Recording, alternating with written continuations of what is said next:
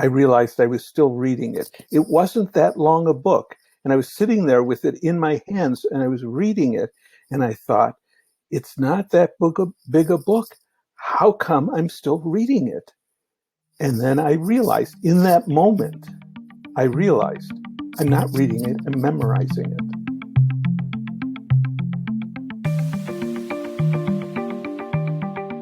Hi, I'm Michael Max, and this is Qiological. Those of you that are regular listeners, you know that this podcast is about East Asian medicine and is geared toward practitioners of the art. If you're new to the podcast, welcome, and I hope that you enjoy it. You know, when you think about it, Chinese and East Asian medicine, it has a long history that's leaned on dialogue as a way both of teaching and exploring the medicine. The Huangdi Jing, the Yellow Emperor's internal classic, it was a conversation. The various commentaries over the centuries on the medical literature and the methods of practice, also, when you think about it, a sort of conversation. Not in the present moment, but over the course of generations, as doctors read, studied, and then brought their own clinical experience to the conversation. Qiological, I like to think of it as another footfall on that long tradition. These days, we worry about getting through school, passing the board exams, and then getting a practice started. But there was a time here in the United States when there were no schools or national accreditation, and practicing acupuncture, it was a felony. That world was not so long ago, and as is often the case, it's difficult to understand the present moment without a sense of the history that it contains. East Asian medicine, it's not one unified system. It's more like a vibrant ecosystem than a well-ordered garden. And even though we may have very different ways of working, there's a set of core principles from which we all draw. It's curious to me how those principles both unite us and give us fodder for why we are so different. I reckon it's just the way it is when we live at the level of the 10,000 things. It's easy to see the separateness while the unity seems to remain hidden. I hope this podcast can be a forum for the many different voices of our community. These conversations come to you through the generous support of our sponsors and members. All the sponsors here provide helpful products or services that you'll find beneficial in your clinical work. Want to get better at treating concussions and other neurological conditions? Clayton Shu has some innovative methods. Blue Poppy, your new one-stop shop, has speedy shipping options on everything that you need for your clinic. Later in the show, Jane offers you helpful suggestions on how to raise your rates, and Golden Flower Chinese Herbs shares a journey of healing that I think you'll recognize. Do be sure to visit the sponsors page on the Qiological website to take advantage of all the special offers our terrific sponsors have for listeners of the podcast. Picture this.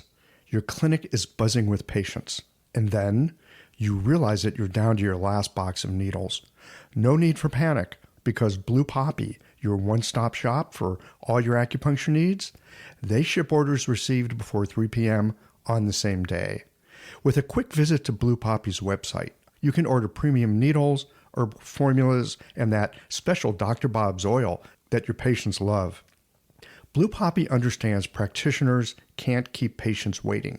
That's why they strive to get you what you need when you need it. From high-quality Chinese herbs and formulations to acupuncture supplies and clinical essentials, Blue Poppy has served practitioners for nearly 40 years with products that meet the highest of standards. Discover everything Blue Poppy has to offer by visiting www.bluepoppy.com, and don't forget to subscribe to their mailing list for exclusive offers and more. Ever found yourself listening to a Qiological conversation and thinking, wow, I needed to hear that? Yeah, me too. And I never know when I'm going to hear a guest say something that stops my world and reboots it with a larger perspective. If these conversations have ever helped you to feel more grounded, more inspired, or just less alone in this strange and wonderful work we do, consider becoming a member or supporting the podcast with a bit of tithing to the donation jar. It helps keep the lights on here at the Qiological Sound and Motion Lab so that we can bring you these conversations every Tuesday morning. You'll find all the details at qiological.com. Thanks for listening and for being a part of this. Hey there, I'm Cameron Jafari, an acupuncturist from Los Angeles. So I started learning nanopuncture from Dr. Clayton Shu because I was facing these complex neurological conditions like stroke and MS in my clinic, and I just felt like I lacked a solid process to treat them. Brain-related issues always felt like a whole different animal, and I was looking for a clinical system that worked and could guide me through them. So after attending my first nanopuncture seminar, I was able to apply the process pretty quickly and with pretty amazing results. I remember the first stroke patient I saw afterwards was a guy who had had a stroke 2 years back and he couldn't talk at all. And after a few treatments, he started saying a few words. And a few treatments after that, he could actually have conversations. It was pretty incredible. So this is why I feel like nanopuncture is the future of acupuncture neurology. And you can be a part of that. Their next seminar is on treating concussions and is being co-taught by both Dr. Shu and Dr. Ayla Wolf in New York City on April 26th and 27th. To learn more, visit nanopunctureseminars.com. I've got Stuart Cutchins with me today. Stuart is a long-time practitioner of Chinese medicine. And today we're here to talk about practice over the course of decades. You may have heard Stuart before. He was on Everyday Acupuncture Podcast, show number 33. We were talking about the experience of not knowing in the midst of practicing medicine. You might want to check that one out. But today we're looking at the long arc of practice over decades. Stuart, welcome to Qiological. Thank you, Michael. It's always a pleasure to see you and talk to you. Yeah, I enjoy it too. So you've been doing this. When did you start this and what ever got you started with it? I mean, I don't think acupuncture was a career move back when you began. No, actually, it was a felony when I began. Let's see, what got me started? Do you want the long story or the short story? Hey, give us whatever story you want. We got as much time as we want. Okay, so this is my story and I'm sticking with it.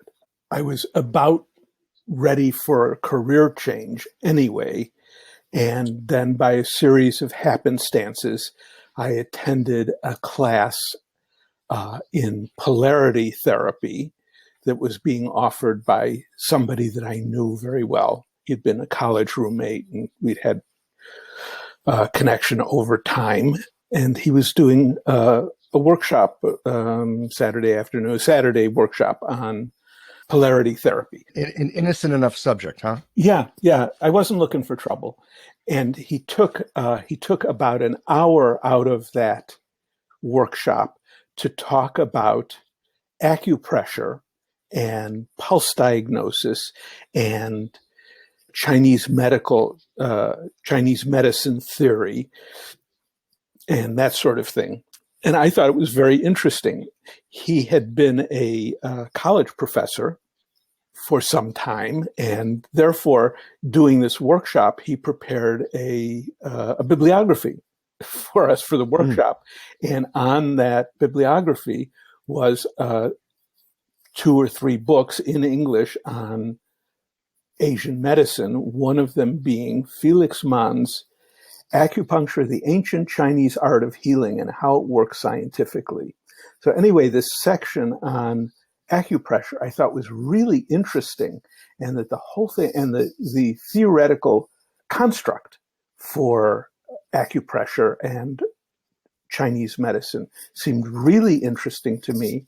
And after the workshop, I went down and went across Union Street to a bookstore that was there for many years but isn't there anymore, and looked around on their shelf. And wouldn't you know it, I found a book by Felix Mann called Acupuncture, the Ancient Chinese Art of Healing and How It Works Scientifically. And I bought it, and I took it home, and I started reading it, and I was reading it, and I was reading it. And about 4 months later, I realized I was still reading it. It wasn't that long a book. And I was sitting there with it in my hands, and I was reading it. And I thought, it's not that big a book. How come I'm still reading it? And then I realized, in that moment, I'm not reading it, I'm memorizing it. Wow. Yeah, that's what I said. Wow. Wow. And I thought about that for a little bit. And I thought to myself, I thought, I think this is what's called a vocation. If I'm waiting for the heavens to part and the voice of angels to come to me and say, you should be studying Chinese medicine, I don't think that's ever going to happen. I think I could wait lifetimes without that happening. But I think this is the form that a vocation takes for me. Pick up a book and start memorizing it. That was the beginning of the end. That was right around 1971. And the next year I found a teacher, somewhere right around there. Yeah. So as I said, acupuncture was not a career path at that time. It was a felony for anybody but medical doctors, MDs, to practice acupuncture. So my first 5 or 6 years of practice, I was a felon. It's okay for that to come out now. Yeah, I think the statute of limitations is up. You're okay at this point. At that point, you just read a book, decide you're an acupuncturist in practice, or did you go to school? Did you take classes? What came next? I found a teacher. I talked with some people and found my way to a Japanese macrobiotic teacher named Noboru Muramoto. And he, at that time, lived in the Bay Area, not real close to me, but he lived in the Bay Area, and he was who I found. So I started taking classes from him. And I went to see him once a week for, about 6 months, I guess. And he explained to me about the 5 elements and about the channels and the acupuncture points and, all that kind of thing. And gave me an introductory lectures and sort of the theoretical foundations. And then one day I arrived and he gave me a list of empirical points. He said, if the person has a backache, this is the treatment you do. And if they have gallbladder pain, this is what whatever. Anyway, he gave me a list, a treatment repertory. And he said, okay, so if you do this, sometimes it will work and sometimes it won't. Pay attention to when it works and when it doesn't. And basically shook my hand and sent me away. Okay, so that last line, I hear you say it and I go, yeah, that in so many ways, that's it. Pay attention to what works and pay attention to what doesn't. Yes, that was it. And it was the right thing to say to a person like me, because that was my job, because I knew it wasn't going to work all the time. And in fact, bless his heart, he was right. It didn't work all the time. As a matter of fact, it didn't even work all that much, but it was a starting point.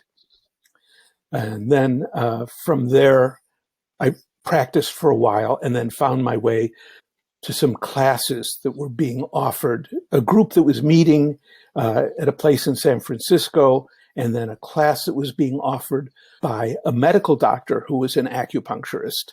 And his name was Peter Ekman.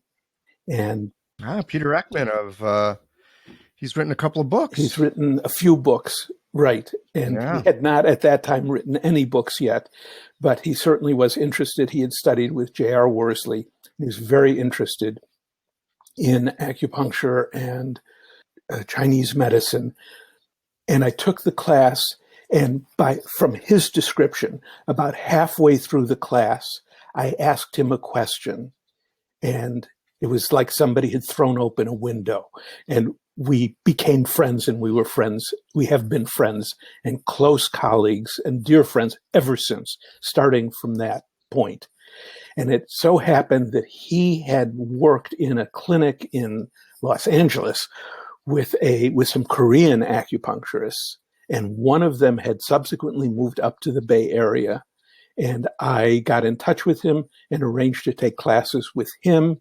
And then since that was happening, Peter and another friend that I had who was interested in acupuncture said, oh, we want to do that too. So the three of us took classes from our Korean teacher, Chehulu, for, I don't know, it seemed like it was for decades. But actually, I think the classes situation went for about a year and a half, 2 years. And then he and Peter and I opened a clinic together in Oakland, and we continued our studies there. I got a question. That question that you asked him that opened the window, do you remember what it was? I have no idea. I don't. Yeah, but there was just a moment. It shifted. Yes.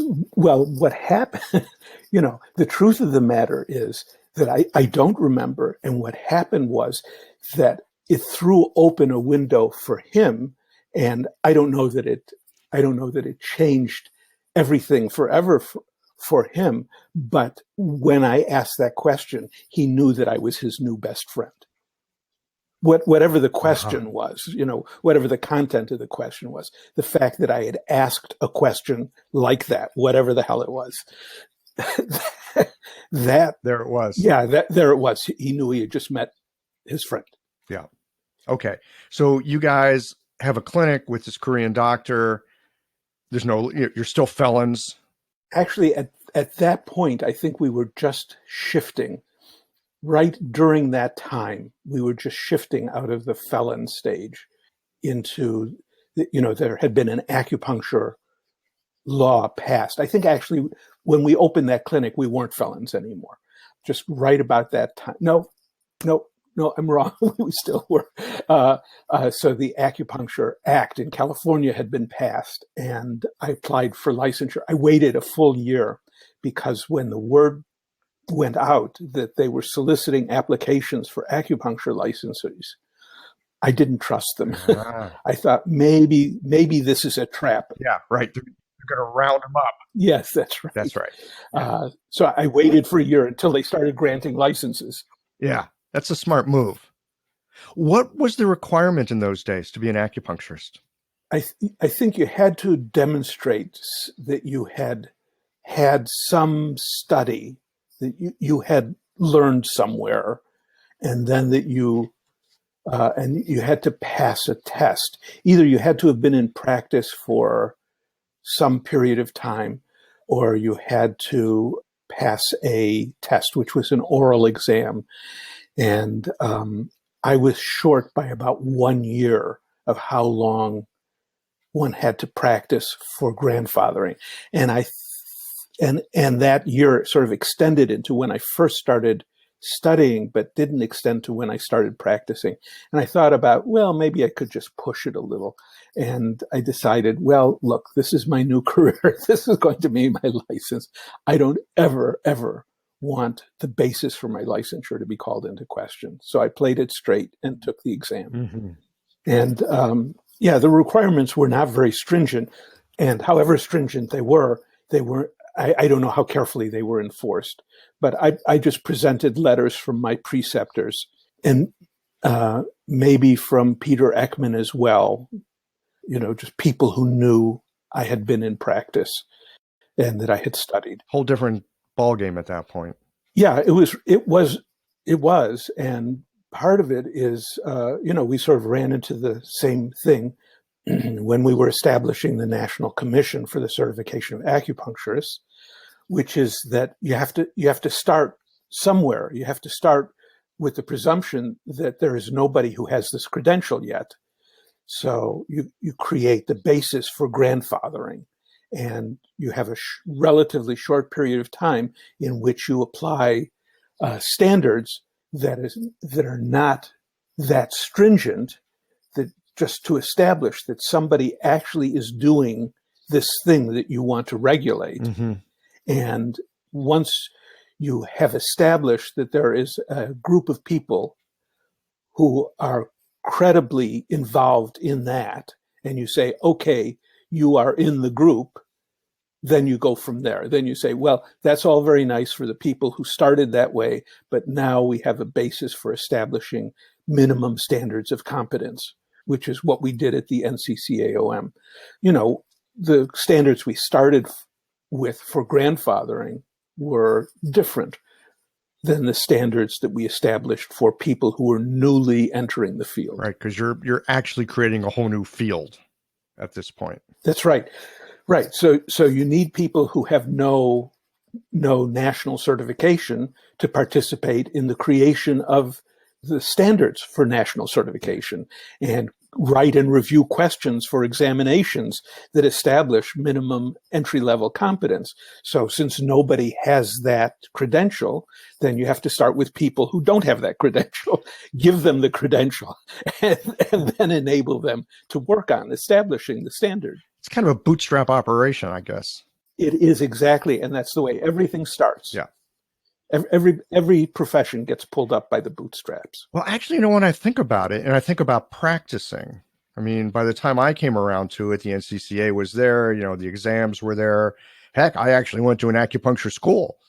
But there's always that sort of bootstrapping yourself into being able to do it, right? Through your education, through your grit, through your, stick-to-itiveness.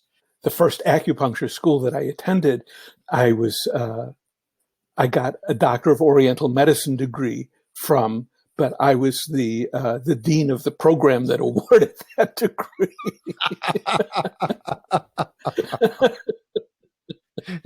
Wait a minute. There just wasn't another way. Right. That was just how it could happen. Yeah.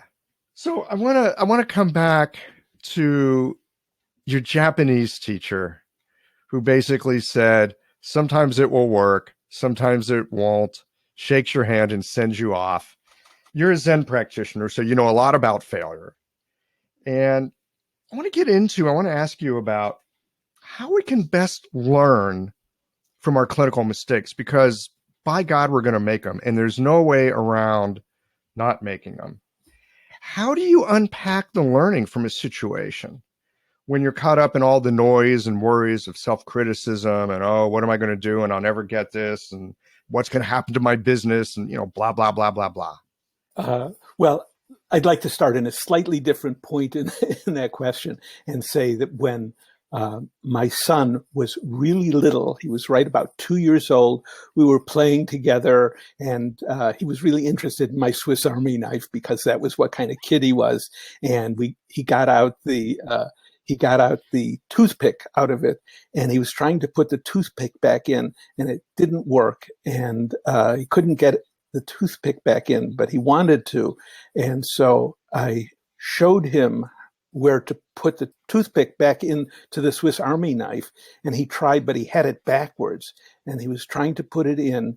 And after 2 or 3 attempts, he turned to me and said his first complete English language sentence, which was, "Why doesn't this work?" Oh, wow. And I knew at that point, sometimes we don't know about the genetics of our presumed offspring. I knew this is my son. And that everything was going to be all right. So I think that's the basic question. Why doesn't this work? That was many, many years ago. I remember reading, I believe it was the book that I was reading at the time was The Function of the Orgasm by Wilhelm Reich. And that was his basic question. He had been trained by Freud. He was devoted to Freud and to Freudian analysis. And he had these difficult patients, and he was doing analysis, and he wasn't getting anywhere. And his basic question was, why doesn't this work? I believe in it. I believe in the theory. I know that it's powerful. It seems to explain what I need to know. Why doesn't this work? And I think that's it. We just have to be willing not to blame ourselves, not to blame our patients, not even to blame the theory, but just to keep asking the question, why doesn't this work? And if we're willing to sit with that question, then we have the possibility of understanding better. When I studied with Mr. Muramoto, I was not a Zen student. I subsequently became a Zen student. I think studying with him was part of what interested me in that range of possibilities. But after I had become a serious Zen student and had actually taken a few years off and had sat in a monastery for a few years and, gotten trained as a Zen priest and had not practiced Oriental medicine for 6 years. And then I left the monastery and I went back into practice. One of the first things that I realized as the time approached to go back into practice was that I had forgotten much of what I knew. At the time when I stopped my practice, I had reached what I thought was a relatively satisfactory level of, please excuse the term, I don't mean it to be arrogant, a reasonably acceptable level of mastery. I knew what I was doing. I knew how to do it. I could go forward. And it was based on having a substantial amount of information and a bookload of theories on which to draw to meet situations. 6 years later, after not having practiced at all, I went back into practice and people started coming to see me and I didn't know what to do. I couldn't remember. I remember going on my way to my first appointment when I started back into practice. My friend Brian LaForge asked me to cover his practice one afternoon in San Anselmo. I was living still at Green Gulch, but I was not a resident. I was living there because my wife was still the head of the meditation hall, so I was living with her. So this was my first day back, covering Brian LaForge's practice for the afternoon, and I'm trying to remember about how to be a practitioner. And I realized I don't even, which side of the table do I stand on? I mean, it was that basic. I mean, where to even begin? Right. How do I even greet someone when they walk in the door?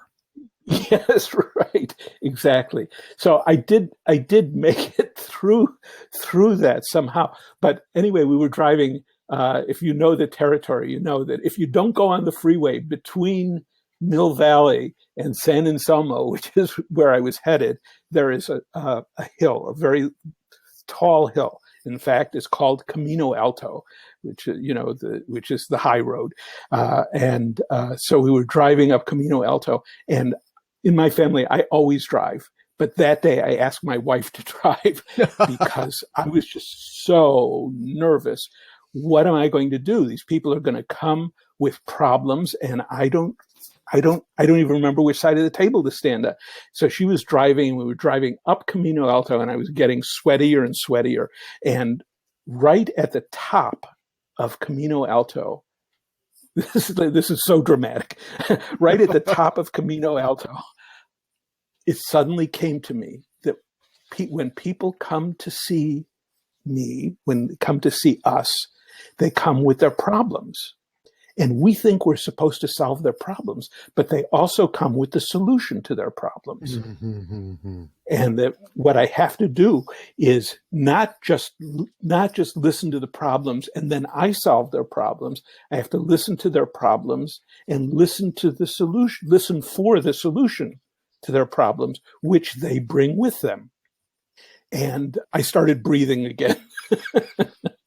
And I did somehow get through that day, and then wound up setting up a clinic for myself and having my own patients to treat. And what I found, and I credit Zen practice with being able to do this. I was still in the same position. I was studying and I was remembering more and learning more, but I was still in the same position that I was now closer to what it had been like when Mr. Muramoto had said, here are some things to do. Pay attention to when they work and when they don't work.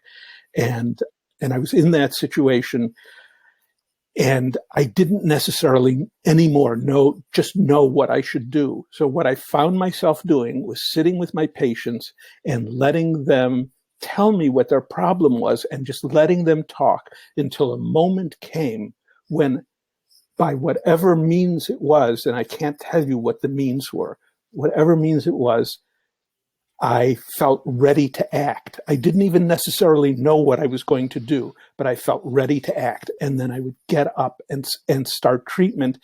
And there was something that was guiding me. And my understanding of it then and now was that they were guiding me, that they had given me enough information so that, given my many years of study and, various things that I had studied and knowledge of points and channels and different medical theories and so forth, that somehow something would coalesce out of my informational background and my interaction with them, and something would coalesce into a treatment. And it wasn't that when I stood up to give them treatment that I already knew what that was. It just emerged in the situation. This episode is brought to you by Jane, the clinic management software that I use to keep my practice running smoothly. So, let's talk about something that can be a little bit uncomfortable, raising your fees. I know, this is something that might feel awkward, but it doesn't have to. With a bit of planning and care, you can handle it in a way that feels right for you and your patients. One tip, give yourself at least 2 months to prepare. This gives you time to get comfortable with the change and let your patients know what's happening. You can share the news through emails, booking reminders, or even just a friendly little sign in your clinic, and avoid over-apologizing. Instead, keep it straightforward and matter-of-fact. Keeping things consistent across the ways that you communicate can really help avoid confusion. Fee increases aren't always easy, but you're not on your own here. For more tips and ideas on how to communicate these changes with confidence, check out frontdesk.chain.app and look for the article, How to Tell Your Clients You're Raising Your Fees. Oh, and one last thing, if you're ready to give Jane a try, use the code CHIOLOGICAL for a 1-month grace period on your new Jane account. Wow.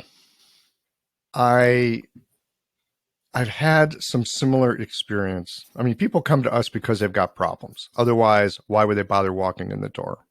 Right. And not only they have problems, but they have problems that nobody's been able to solve for them. That's right. Or maybe they've gotten worse as a result of the treatments that they've had. Right. The things that I mean, we see lots of refugees of the conventional medical system. Right. We see everybody's failures. Yeah. Yeah.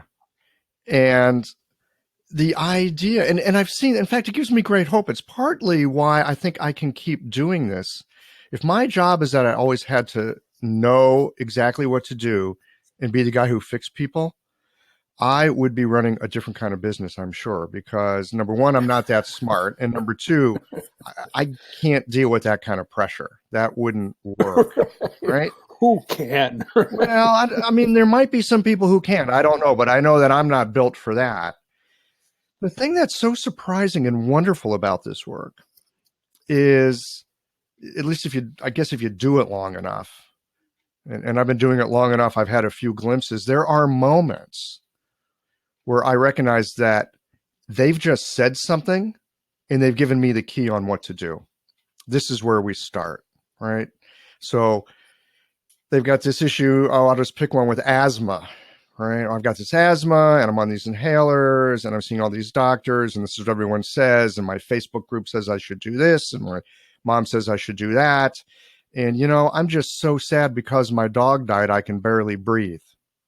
Right. I go, oh, great. Here's where we start. Yes. Let's see. You know, maybe this is right, maybe it's not, right? I mean, you know, on one hand, oh, look at me, I'm a clever Chinese medical practitioner. I identified lungs and grief. But it's not that. It's just, it's a hint. It's a clue. Oh, what if we start going down this path? Let's see what happens. Yeah, it's a door that swings open. It's a door that swings open. You're sitting in a darkened room and a door swings open. And you say, looks like there's light over there. There's light over there. And it just makes sense. You feel it, you know, oh, okay, there's a door. Let's go through it. Let's go through it. And I think it really is true. People's problems contain the solution. If we're able to somehow sit with it long enough, listen to it openly enough, sometimes you got to wait a treatment or 2 or 3 before some of this stuff emerges. You know, first you got to build a relationship so they don't go running away. Right. Right. And it helps to be able to be helpful. And that's part of what I wanted to say in terms of the conversation we've been having. You know, I've been talking about knowing how to fix people and being able to fix people and everything. And that isn't it at all. Really what it is, really what I understand to be our job is to free up people's self-healing capacities and so that we help them optimize their capacity for self-correction and self-healing. And that kind of process takes time and often unfolds over time. It isn't like, oh, they walk in and we do something and that just happens. So sometimes it really takes a while before that unfolds. And even after it begins to unfold, we have to be available to help guide them through that journey. But it's never my perspective. I don't want to tell anybody else what they should think, but my perspective on it, it's never us fixing people. It's really always us helping people. And I think, actually, I might have told you this story once before, that I got a call from someone once who had heard that I had helped people stop smoking. And he called me up and he said, "Can you make me stop smoking?" And I responded, "No, I can't. And I wouldn't if I could, because I don't want that kind of responsibility. I don't want to be in the place of controlling other people's lives, controlling how they think and how they feel and what they want and what they do. I just want to help them. I want to help them along on their path. And if their path is to stop smoking, I actually know a thing or two that has often, although not always, helped people in the considerable task of stopping smoking or stopping other things that were difficult to control. But I definitely don't ever want to be in the position of controlling other people's lives. No, thank you very much.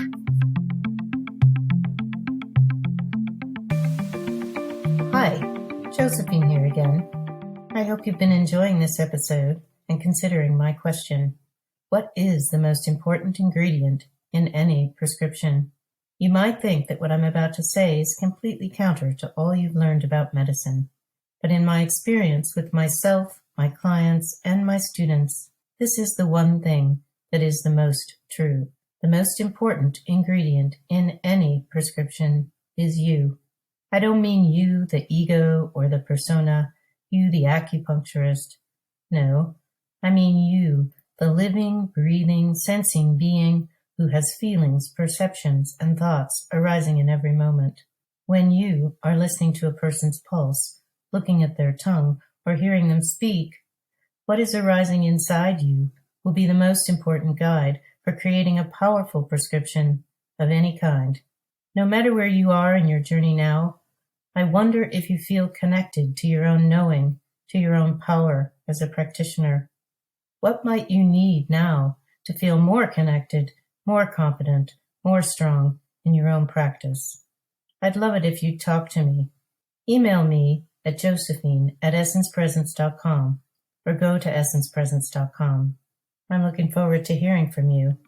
Now, let's listen to the rest of today's conversation.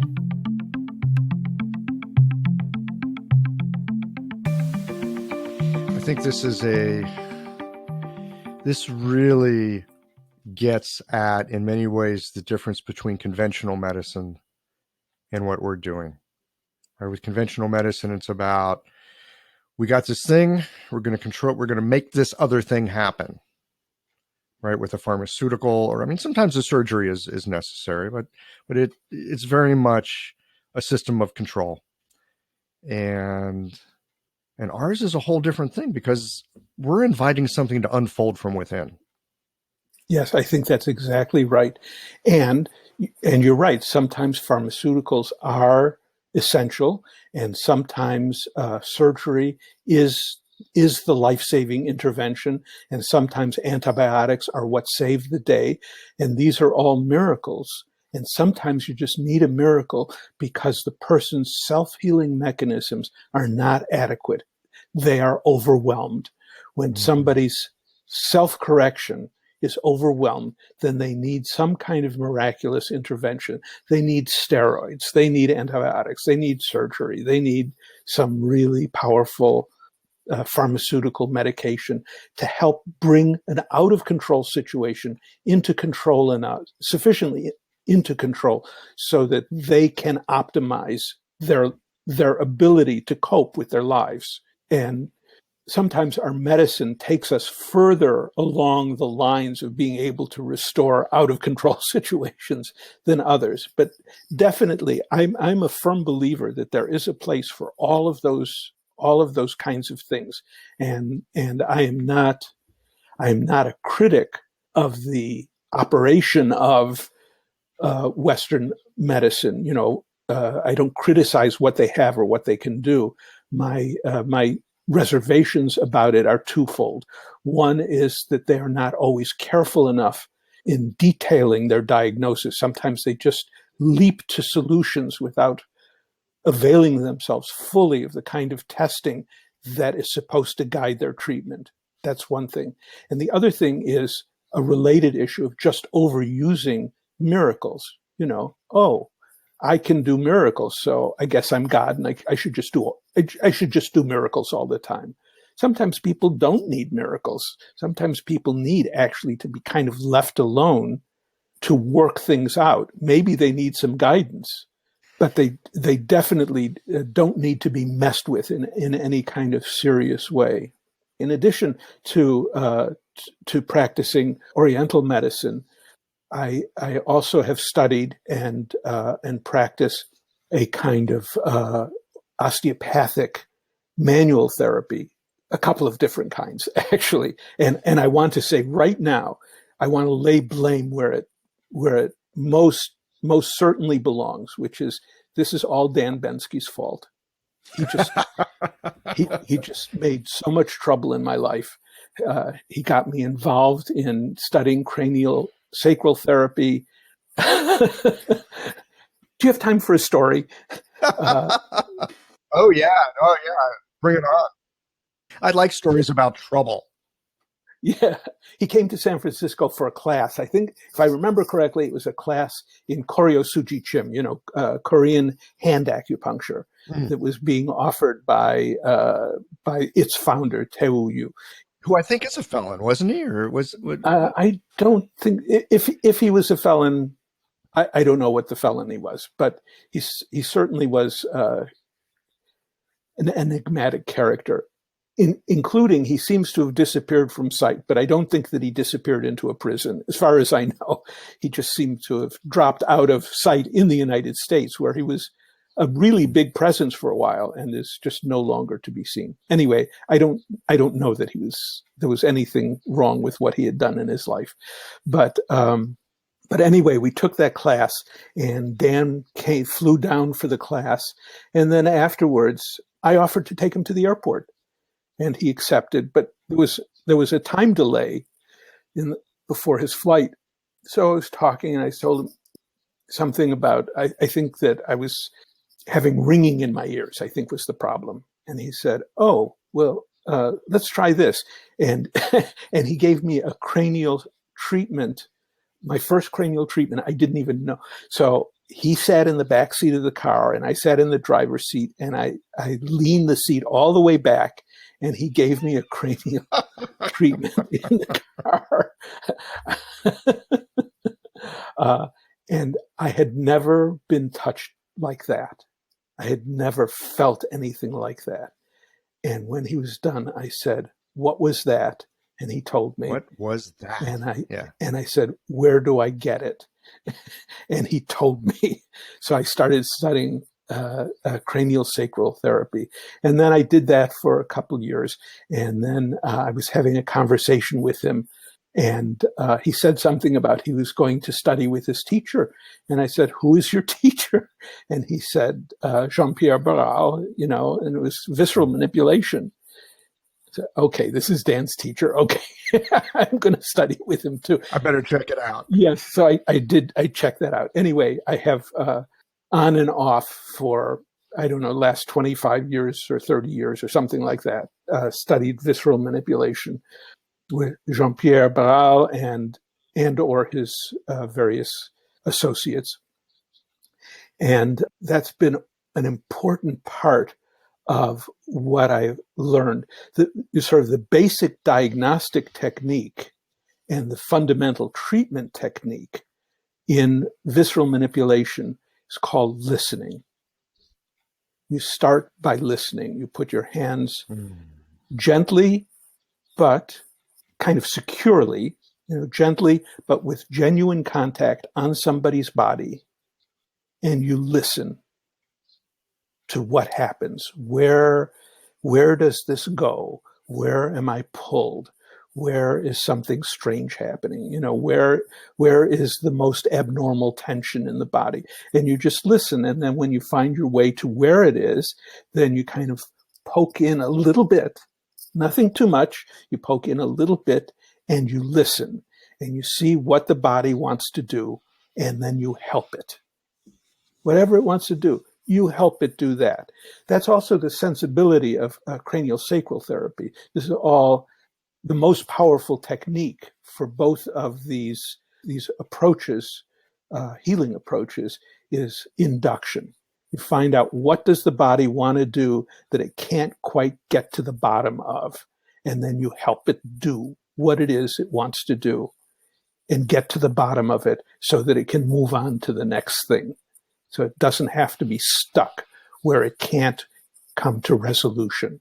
So it's helping bodies, helping people come to the resolution of problems in which they are stuck and they can't find their way all the way through. That's how I see that kind of manual therapy. And in some sense, in some important sense, that's how I see my job as an acupuncturist as well. Well, hearing you tell the story a little earlier about coming back from the Zen training, you're going to your first day at an acupuncture clinic. Oh my God, what do I do? Well, you go and you listen. Exactly. You go and you listen. You see what's there. Right. That's how you find out what the problem is, and that's how you find out what the solution is. You don't necessarily listen in exactly the same way for both of those things, but it's all listening. Sometimes you listen with your ears, sometimes you listen with your eyes, sometimes with your hands, but whatever, it's all listening, and it all involves being very respectful of what this suffering person has to tell you by some means or another, because they want to tell you the whole thing. They want to tell you how they're suffering, and they want to tell you how they can get out of suffering. They might have a story, a narrative for how they have to get out of suffering. Or how they got there in the first place. But as often as not, the narrative that they offer you is incorrect.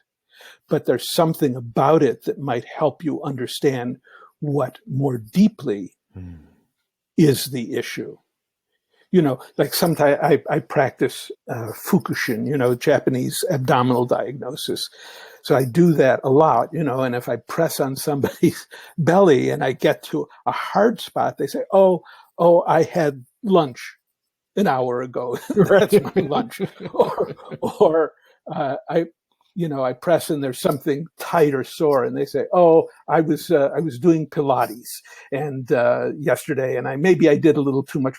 They have a story, and the story isn't the right story, but their body is telling you a right story.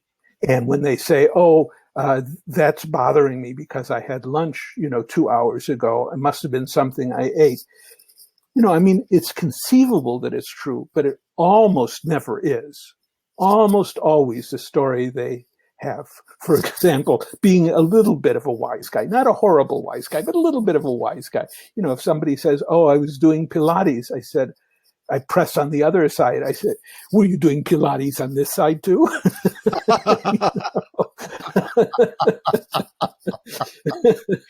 Uh-oh. Yeah. Uh-oh. Uh-oh.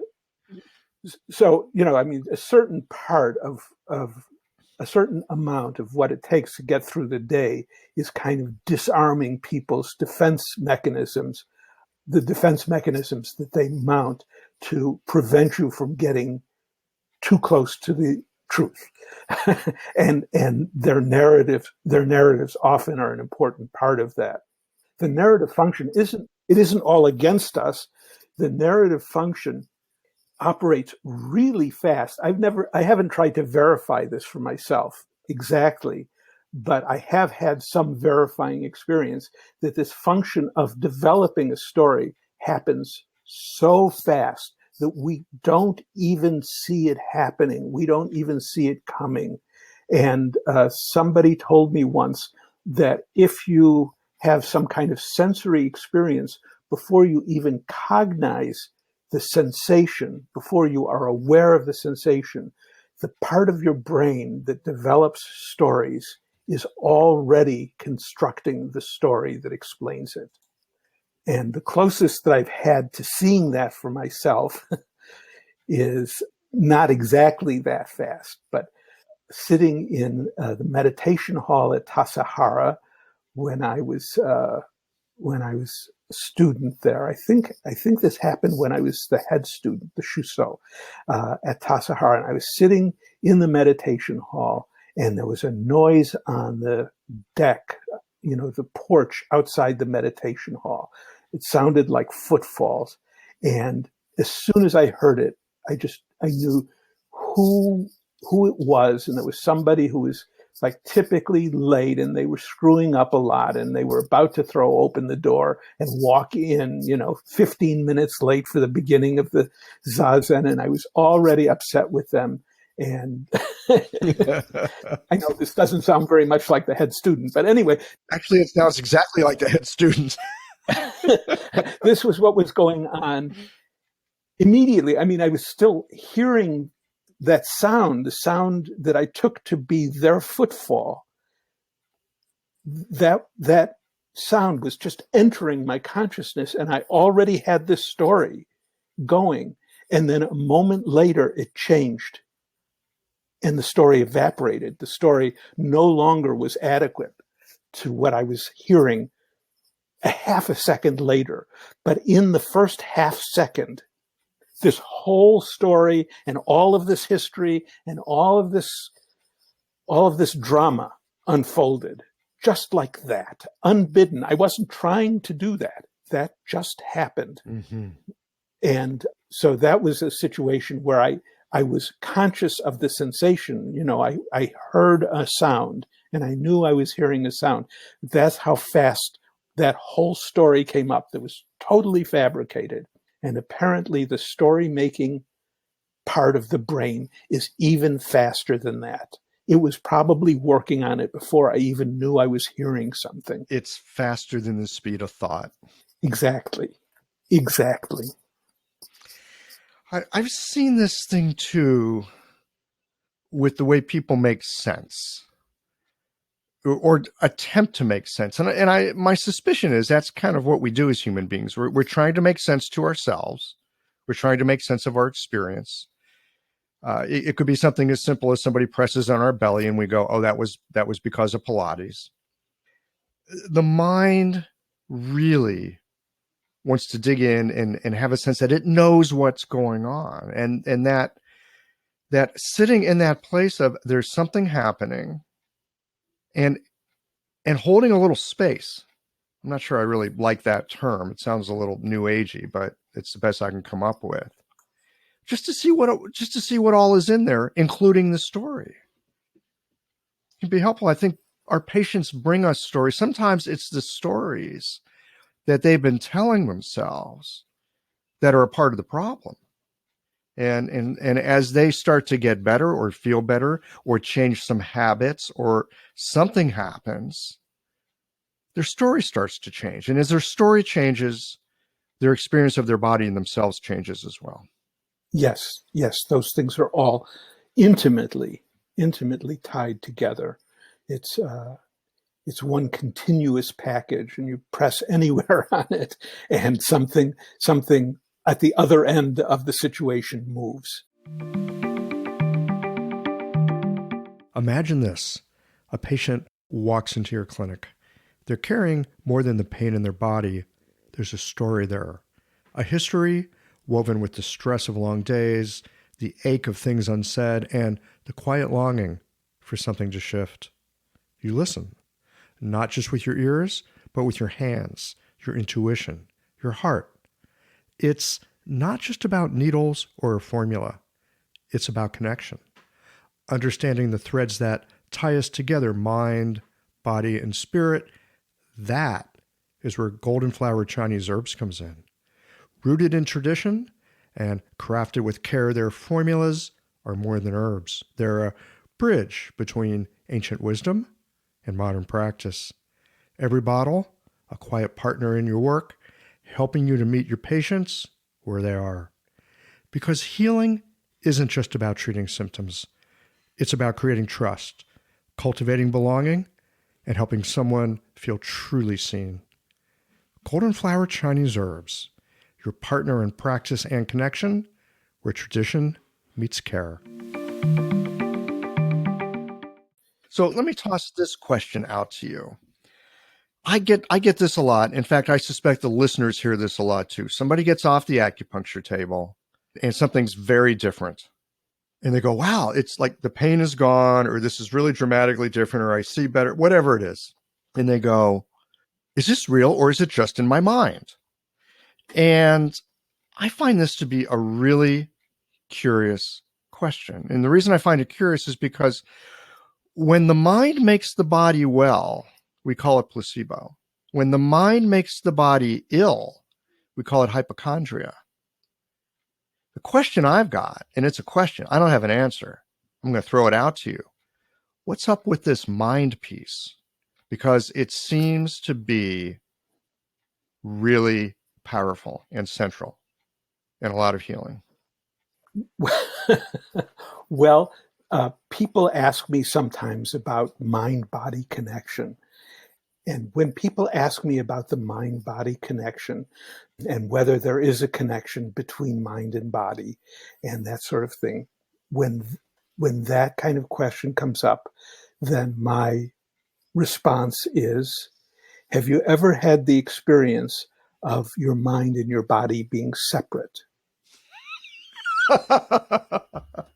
Does your mind go someplace and your body goes out to the diner for lunch while your mind, I mean, what do you suppose is the difference between your mind and your body?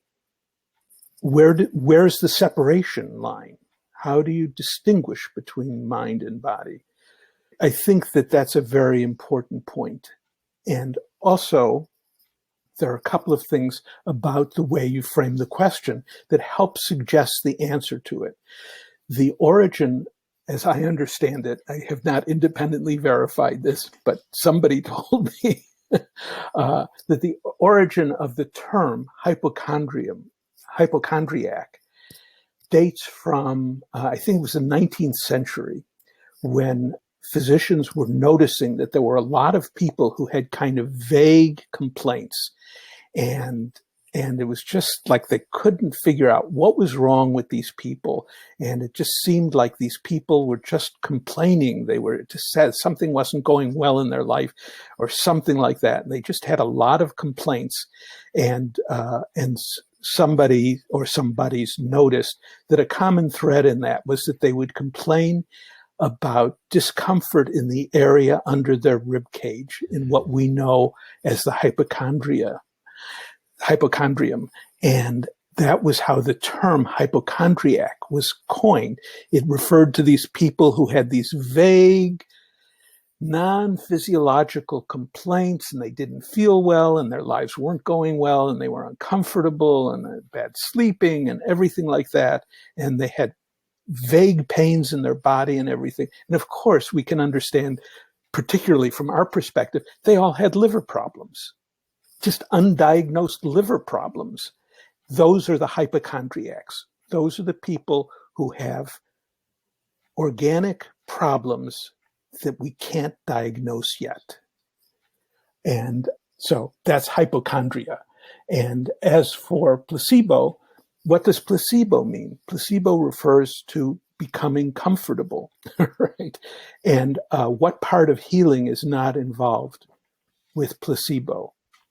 In fact, I remember years ago talking with one of our colleagues who does research on this topic at Harvard and Harvard-related medical facilities, who said that actually a substantial portion of all healing was placebo. In order to get a drug through the FDA, to get it approved, you just have to demonstrate that it has a statistically significant better effect than placebo. You start with the placebo effect, and all you have to do is get statistically better than that. And you know enough about statistics to know that it doesn't take very much to get statistically significant better than anything. Well, my fellow Missourian Mark Twain used to say, there's liars, damned liars, and then there's statisticians. Right. Oh, so there's one more thing, a piece of research that he told me about in one of our conversations about placebo, which is that there was some indication that the effectiveness even of prescription medications were affected by the circumstances under which the prescription was received. You know, if you just get a prescription in the mail, you know, or gets dropped off in your mailbox or something like that, or there's a kind of scraggly looking guy sitting in a torn sofa who gives you a prescription, is the effectiveness, the measurable effectiveness of that prescription is different from receiving it from somebody who is sitting at a desk wearing a white jacket and writing it in illegible script on a specially prepared note. And that people who have had the patience to do studies on this kind of thing, especially prepared printed notepad, people who've done research on this kind of thing, he told me, have demonstrated that the outcomes of the therapy will vary depending on which of those experiences you have. And you can predict which one has higher level of effectiveness.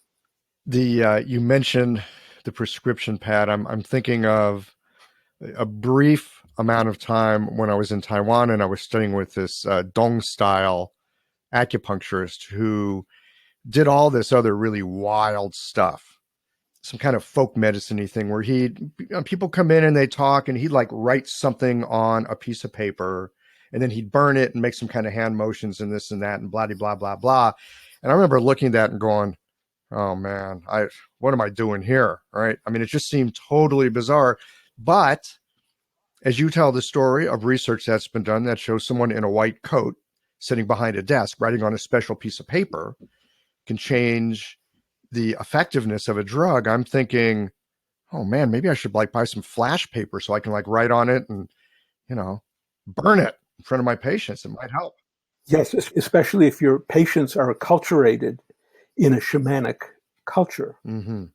Most of mine aren't actually. The people looking for the shamans, I send them somewhere else. You must be a student of the Neijing. Well, I would say I'm a poor student of the Neijing. I just don't know much about shamanism. And so when people come in and they think because I'm a Chinese medicine practitioner and I'm supposed to know something about it, I want to dissuade them very quickly from that I know anything about it. Right. Right. I know what you mean.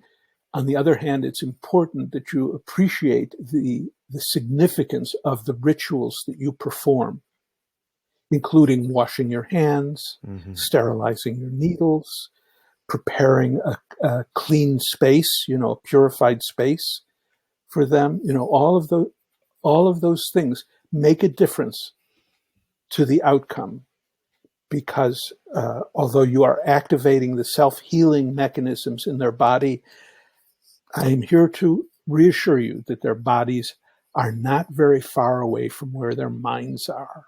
And I want to say, I would like to add to that, I think it's very distasteful to me and kind of terrible when I see people trying to exploit the manipulation, to manipulate people's attention and manipulate their understanding of the relationship in a way to create an aura of authority and power in those situations. But at the same time, I think that there is already a certain amount of authority and power in invested in our relationship and that is expressed through rituals, and that the ritual effect of how we practice actually helps protect our patients and us from that kind of, what would you say, the corrosive effects of power differential in these relationships. So one of the things that we can do as practitioners is be really attentive to our space, what we're doing, how we're doing it. I'm struck too. I mean, this last thing that you said about the practitioner using the power differential really for their own self-gratification or for getting some kind of control over the patient. I mean, it seems like so many tools, so to speak. We can use it to be very helpful, but we can also use it in ways that's actually not helpful to the people that we're trying to help. Yeah, you see that very often this happens in context of spiritual communities, that the leaders in the spiritual community will use their spiritual authority to exploit their students. And that's obviously horrible. But the same thing can happen and does happen frequently in medical relationships. And part of the ethics of practice as a physician of any sort is not to exploit the power differential inherent in the situation to gain anything for oneself other than to get one's bill paid, but not to get anything. This is not for our gratification.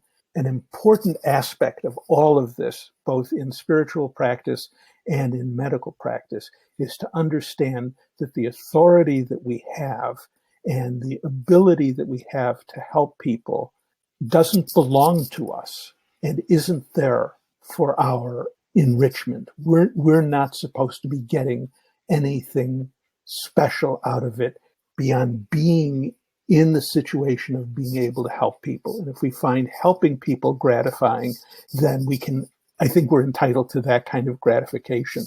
But to try to get anything more than that out of it is actually betrayal of the trust that our patients place in us. It's a point well taken. Thank you.